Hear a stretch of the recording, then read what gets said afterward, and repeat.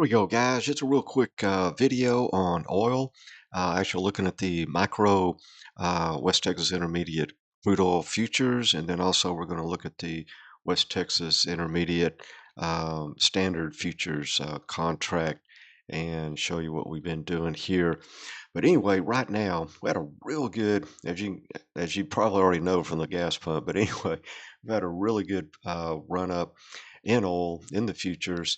And as you can see, this gray dash line is a specific measured move that we can measure out and that our members know how to calculate. And then also we had a couple of high pivots here. This pivot here, basically a pivot, all it is just a 180. Like down here, that was a V-shaped recovery, so to speak. 180 or pivot back up to the upside. Right here, 180 pivot to the downside. Even, the smaller ones you can see.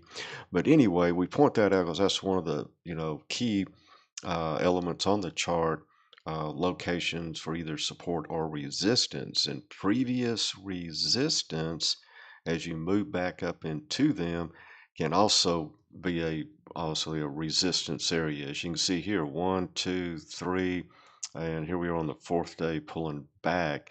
And at the gold arrows when we took our short position, the reason being we were able to identify what we were getting into. We were able to name it, and we had two or more factors. Two or more factors significantly increase your odds of success. That your thesis, that if you're thinking it's going to go short, it'll go short, or long, it'll go long. But anyway, we had that measured move, that gray dash line. But just as important, we had this kind of double high pivot here. That previous resistance and these little topping tails here gave us the information, the facts that we needed to go short. In other words, looking for more downside.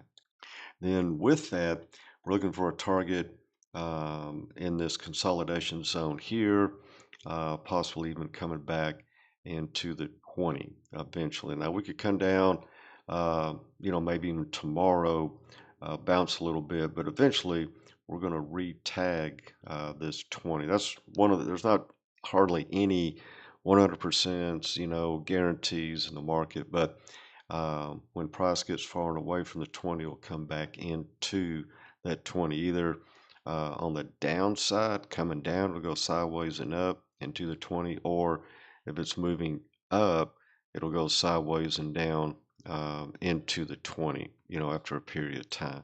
And let's look at the West Texas Intermediate. This is the standard contract here, price anyway.